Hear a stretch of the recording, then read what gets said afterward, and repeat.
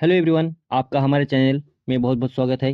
आज हम लोग पढ़ेंगे क्लासेस के हिस्ट्री का चैप्टर 4, जिसमें हम लोग देखेंगे आरंभिक नगर के बारे में पढ़ेंगे। मुहर और मुहरबंदी। एक स्थान से दूसरे स्थान में भेजे जाने वाले सामान से भरे डब्बों या थैलों को चिन्हित करने के लिए मुहरों का प्रयोग होता था। जब कोई सामान को एक जगह से दूसरे जगह में भेजना होता था, उसके लिए मुहर का उपयोग होता था। थैलों को बंद करने के बाद उसके ऊपरी हिस्सों में लगे गांठों पर मिट्टी का लेप लगाकर मुहर लगाई जाती थी। थैलों या डब्बों पर उसको बांध देने के बाद उसमें मिट्टी लगा दिया जाता था और उस मिट्टी पर मुहर मार दिया जाता था। अगर मुहर की छाप को मुहरबंदी कहता है। क्या है? मुहर की जो छाप है वह मुहरबंदी कहा जाता है।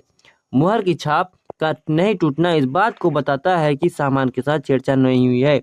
अगर मुहर टूट जाता है तो सामान के साथ छेड़छाड़ हुआ है। अगर मुहर नहीं टूटा है, इसका मतलब सामान के साथ कोई छेड़छाड़ नहीं हुआ है।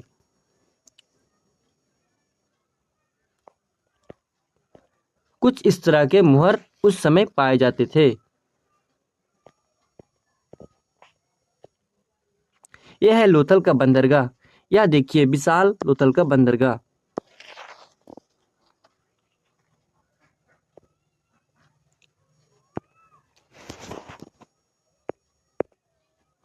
उपर्युक्त वस्तुओं का निर्माण कुशल कारीगरों या विशेषज्ञों द्वारा किया जाता था।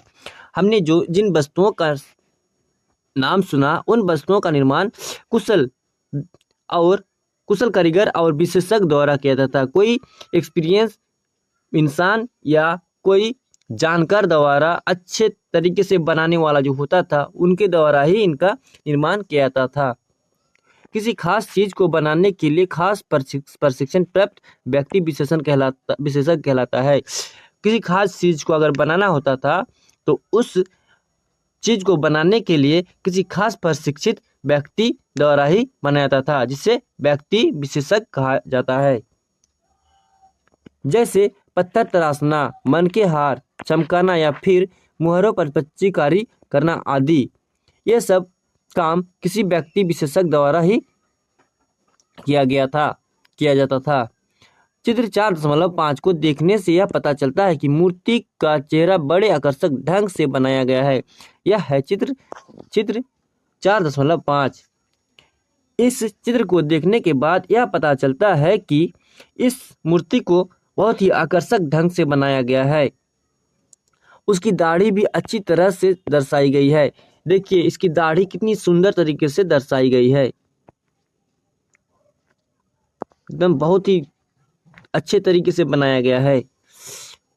ऐसा काम कोई विशेषज्ञ मूर्तिकार ही कर सकता है।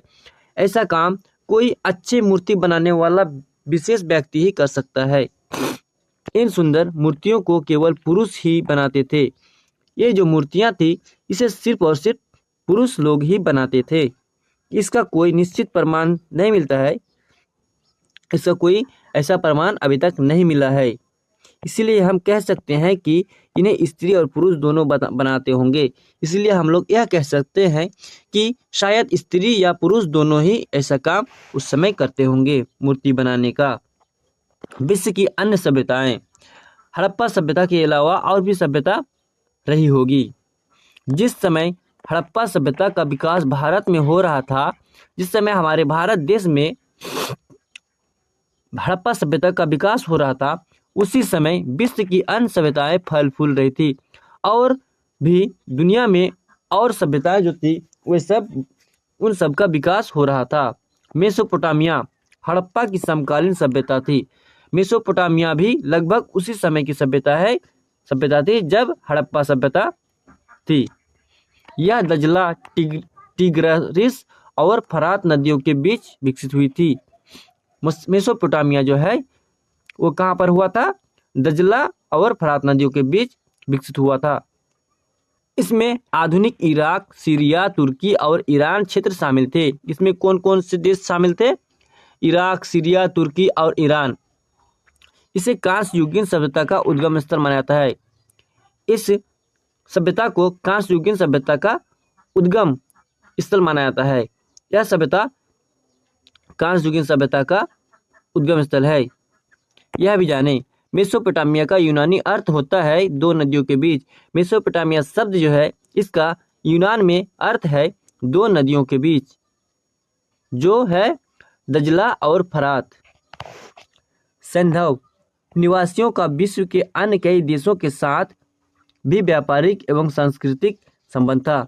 सैंधव निवासी जो थे उनका विश्व में कई अन्य देशों के साथ भी व्यापार में और संस्कृति में संबंध था।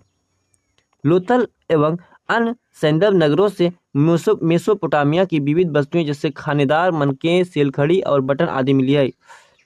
लोथल एवं अन्य सैंधव जो नगर थे उनका मेसोपोटामिया से बहुत तरह के वस्तुएं जैसे खानेदार और मनके और सेलखड़ी ये सब के बटन मिले हैं।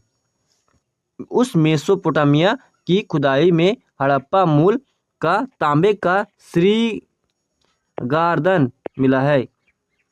मेसोपोटामिया की खुदाई में हड़प्पा के जो तांबे का श्रीगार्दन है वह मिला है। इससे यह पता चलता है कि मेसोपोटामिया और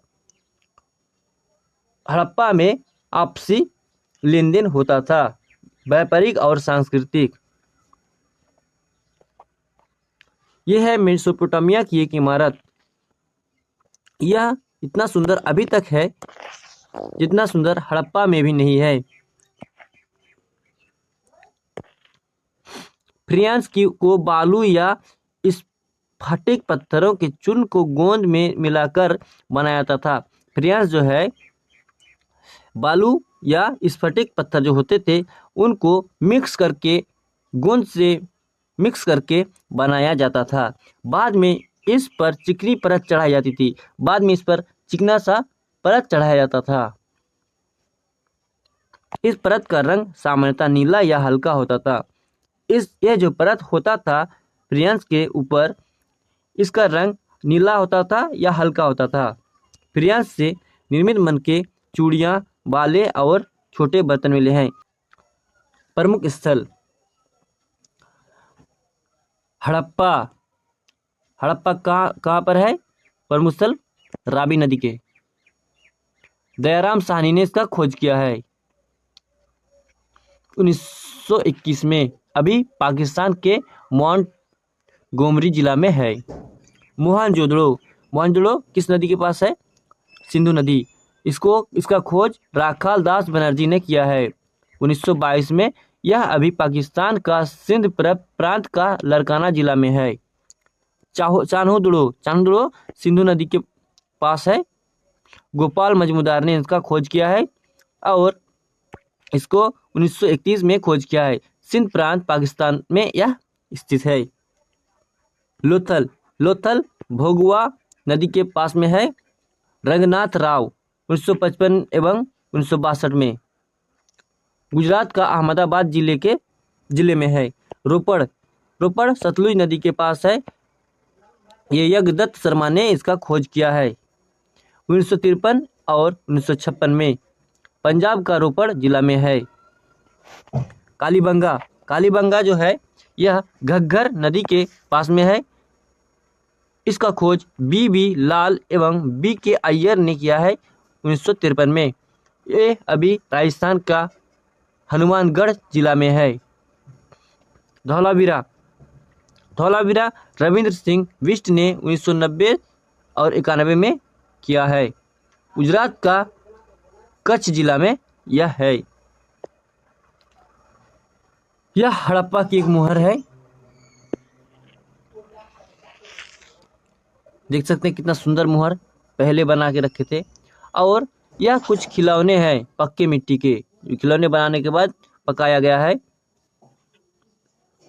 जानने के लिए शब्द, यह शब्द है जिनको जानना बहुत जरूरी है। पुरातत्ववेत्ता जो पुराने चीज़ों का खोजबीन करते हैं, जानकारी रखते हैं, उन्हें पुरातत्ववेत्ता कहते हैं और इंग्लिश में से आर्कोलॉजिस्ट कहते हैं। अन्नागार को इंग्लिश में ग्रेनरी कहते हैं। जहाँ पर सामान रखते हैं वहाँ पर ग्रेनरी, उस जगह को ग्रेनरी कहते हैं। स्नानागार वह है जो हड़प्पा में मिला है। इसको ग्रेट पब्लिक बात कहते हैं। शिल्पकार, शिल्पकार को इंग्लिश में आर्टिसन कहते हैं।